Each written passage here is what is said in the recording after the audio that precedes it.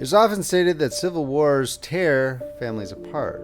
The American Civil War was certainly no exception. Ambrose Bierce was a veteran of the Civil War, and his short stories concerning this period of American history reflect a deep melancholy rather than the heroics of battle. In A Horseman in the Sky, a Virginian family is forced to take different sides during this particular war. I hope that on the occasion of Memorial Day, you will reflect on the long-lasting turmoil that war causes among families. If you're enjoying this reading from Friendly Frog Press, please make sure to subscribe and hit that like button. A Horseman in the Sky by Ambrose Bierce, narrated by Beauheart. 1. One sunny afternoon in the autumn of the year 1861, a soldier lay in a clump of laurel by the side of a road in western Virginia. He lay at full length upon his stomach, his feet resting upon the toes, his head upon the left forearm. His extended right hand loosely grasped the rifle. But, for the somewhat methodical disposition of his limbs and a slight rhythmic movement of the cartridge box at the back of his belt, he might have been thought to be dead. He was asleep at his post of duty. But if detected, he would be dead shortly afterward, death being the just and legal penalty of his crime. The clump of laurel in which the criminal lay was in the angle of a road which, after ascending southward a steep acclivity to that point, turned sharply to the west, running along the summit for perhaps 100 yards. There it turned southward again and went zigzagging downward through the forest. At the salient of that second angle was a large flat rock jutting out northward, overlooking the deep valley from which the road ascended. The rock capped a high cliff. A stone dropped from its outer edge would have fallen sheer downward, 1,000 feet to the tops of the pines. The angle where the soldier lay was on another spur of the same cliff. Had he been awake, he would have commanded a view, not only of the short arm of the road and the jutting rock, but of the entire profile of the cliff below it. It might well have made him giddy to look. The country was wooded everywhere except at the bottom of the valley to the northward, where there was a small natural meadow, through which flowed a stream scarcely visible from the valley's rim. The open ground looked hardly larger than an ordinary dooryard, but was really several acres in extent. Its green was more vivid than that of the enclosing forest. Away beyond it rose a line of giant cliffs similar to those upon which we are supposed to stand in our survey of the savage scene, and through which the road had somehow made its climb to the summit. The configuration of the valley, indeed, was such that from this point of observation it seemed entirely shut in, and one could but have wondered how the road which found a way out of it had found a way into it, and whence came and whither went the waters of the stream that parted the meadow more than 1,000 feet below. No country is so wild and difficult, but men will make it a theater of war. Concealed in the forest at the bottom of that military rat trap in which 100 men in possession of the exits might have starved an army to submission, lay 5 regiments of Federal infantry. They had marched all the previous day and night and were resting. At nightfall they would take to the road again, climb to the place where their unfaithful sentinel now slept, and descending the other slope of the ridge fall upon a camp of the enemy at about midnight. Their hope was to surprise it, for the road led to the rear of it. In case of failure, their position would be perilous in the extreme. In fail, they surely would, should accident or vigilance apprise the enemy of the movement. 2. The sleeping sentinel in the clump of laurel was a young Virginian named Carter Drews. He was the son of wealthy parents, an only child, and had known such ease and cultivation and high living as wealth and taste were able to command in the mountain country of western Virginia. His home was but a few miles from where he now lay. One morning he had risen from the breakfast table and said, quietly but gravely, "Father, a Union regiment has arrived at Grafton. I am going to join it." The father lifted his leonine head, looked at the son a moment in silence, and replied, "We'll go, sir, and whatever may occur, do what you conceive to be your duty.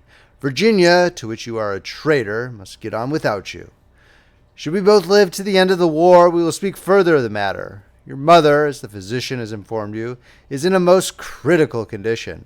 At the best, she cannot be with us longer than a few weeks, but that time is precious. It would be better not to disturb her." So Carter Drews, bowing reverently to his father, who returned the salute with a stately courtesy that masked a breaking heart, left the home of his childhood to go soldiering. By conscience and courage, by deeds of devotion and daring, he soon commended himself to his fellows and his officers. And it was to these qualities and to some knowledge of the country that he owed his selection for his present perilous duty at the extreme outpost. Nevertheless, fatigue had been stronger than resolution, and he had fallen asleep. What good or bad angel came in a dream to rouse him from his state of crime? Who shall say? Without a movement, without a sound, in the profound silence and the languor of the late afternoon, some invisible messenger of fate touched with unsealing finger the eyes of his consciousness, whispered into the ear of his spirit the mysterious awakening word which no human lips ever have spoken, no human memory ever has recalled. He quietly raised his forehead from his arm and looked between the masking stems of the laurels, instinctively closing his right hand about the stock of his rifle. His first feeling was a keen artistic delight. On a colossal pedestal, the cliff, motionless at the extreme edge of the capping rock and sharply outlined against the sky, was an equestrian statue of impressive dignity. The figure of the man set the figure of the horse, straight and soldierly, but with the repose of a Grecian god carved in the marble which limits the suggestion of activity. The gray costume harmonized with its aerial background. The metal of accoutrement and caparison was softened and subdued by the shadow. The animal's skin had no points of high light. A carbine strikingly foreshortened lay across the pommel of the saddle, kept in place by the right hand grasping it at the grip. The left hand holding the bridle rein was invisible. In silhouette against the sky, the profile of the horse was cut with the sharpness of a cameo. It looked across the heights of air to the confronting cliffs beyond. The face of the rider, turned slightly away, showed only an outline of temple and beard. He was looking downward to the bottom of the valley. Magnified by its lift against the sky and by the soldiers' testifying sense of the formidableness of a near enemy, the group appeared of heroic, almost colossal size. For an instant, Drews had a strange, half-defined feeling that he had slept to the end of the war and was looking upon a noble work of art, reared upon that eminence to commemorate the deeds of an heroic past of which he had been an inglorious part. The feeling was dispelled by a slight movement of the group. The horse, without moving its feet, had drawn its body slightly backward from the verge. The man remained immobile as before. Broad awake and keenly alive to the significance of the situation, Drews now brought the butt of his rifle against his cheek by cautiously pushing the barrel forward through the bushes, cocked the piece, and glancing through the sights covered a vital spot of the horseman's breast. A touch upon the trigger and all would have been well with Carter Drews. At that instant the horseman turned his head and looked in the direction of his concealed foeman, seemed to look into his very face, into his eyes, into his brave, compassionate heart. Is it then so terrible to kill an enemy in war? An enemy who has surprised a secret vital to the safety of oneself and comrades? An enemy more formidable for his knowledge than all his army for its numbers? Carter Drews grew pale. He shook in every limb, turned faint, and saw the statuesque group before him as black figures, rising, falling, moving unsteadily in arcs of circles in a fiery sky. His hand fell away from his weapon. His head slowly dropped until his face rested on the leaves in which he lay. This courageous gentleman and hardy soldier was near swooning from intensity of emotion. It was not for long. In another moment his face was raised from earth. His hands resumed their places on the rifle. His forefingers sought the trigger. Mind, heart, and eyes were clear, conscious and reason sound. Could not hope to capture that enemy. To alarm him would but send him dashing to his camp with his fatal news. The duty of the soldier was plain.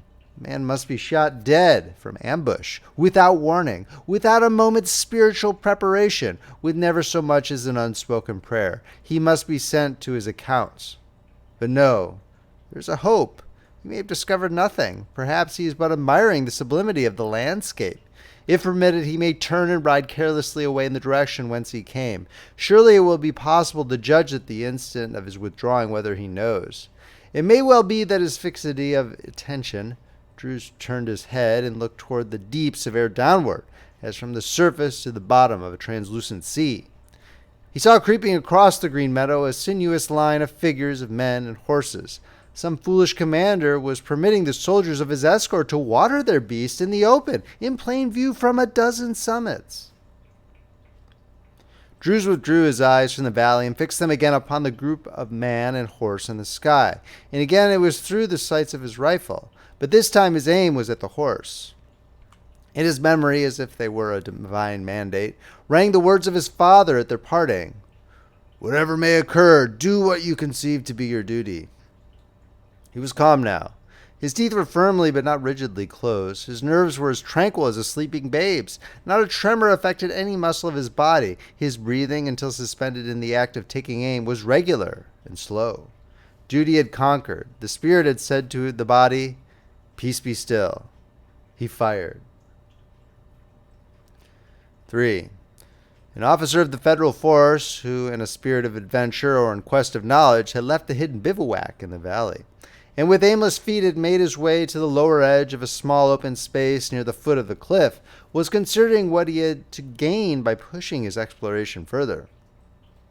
At a distance of a quarter-mile before him, but apparently at a stone's throw, rose from its fringe of pines the gigantic face of rock, towering to so great a height above him that it made him giddy to look up to where its edge cut a sharp, rugged line against the sky. It presented a clean vertical profile against a background of blue sky to a point half the way down, and of distant hills, hardly less blue, thence to the tops of the trees at its base. Lifting his eyes to the dizzy altitude of its summit, the officer saw an astonishing sight: a man on horseback riding down into the valley through the air. Straight upright sat the rider, in military fashion, with a firm seat in the saddle, a strong clutch upon the rein to hold his charger from too impetuous a plunge. From his bare head his long hair streamed upward, waving like a plume. His hands were concealed in the cloud of the horse's lifted mane. The animal's body was as level as if every hoof stroke encountered the resistant earth. Its motions were those of a wild gallop, but even as the officer looked, they ceased, with all the legs thrown sharply forward as in the act of alighting from a leap. But this was a flight. Filled with amazement and terror by this apparition of a horseman in the sky, half believing himself the chosen scribe of some new apocalypse, the officer was overcome by the intensity of his emotions. His legs failed him and he fell. Almost at the same instant he heard a crashing sound in the trees, a sound that died without an echo, and all was still. The officer rose to his feet, trembling. The familiar sensation of an abraded shin recalled his dazed faculties. Pulling himself together, he ran rapidly, obliquely away from the cliff to a point distant from its foot. Thereabout he expected to find his man, and thereabout he naturally failed. In the fleeting instant of his vision, his imagination had been so wrought upon by the apparent grace and ease and intention of the marvelous performance that it did not occur to him that the line of march of aerial cavalry is directly downward, and that he could find the objects of his search at the very foot of the cliff. A half-hour later he returned to camp. The officer was a wise man. He knew better than to tell an incredible truth. He said nothing of what he had seen. But when the commander asked him if in his scout he had learned anything of advantage to the expedition, he answered, "Yes, sir. There's no road leading down into this valley from the southward." The commander, knowing better, smiled. 4. After firing a shot, Private Carter Drews reloaded his rifle and resumed his watch. 10 minutes had hardly passed when a federal sergeant crept cautiously to him on hands and knees. Drews neither turned his head nor looked at him, but lay without motion or sign of recognition. "Did you fire?" the sergeant whispered. "Yes." "At what?" "A horse. It was standing on yonder rock, pretty far out. You see it is no longer there. It went over the cliff." The man's face was white, but he showed another sign of emotion. Having answered and turned away his eyes and said no more, the sergeant did not understand.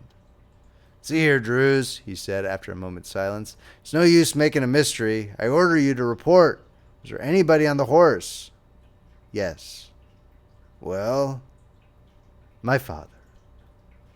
The sergeant rose to his feet and walked away. "Good God," he said. End of story. If you enjoyed this reading, please make sure to subscribe, hit that like button, and check out friendlyfrogpress.com, where you can see where our collection of ebooks, paperbacks, and audiobooks are available. Friendly Frog Press, where the classics come alive. This is Paul Beauheart, signing off.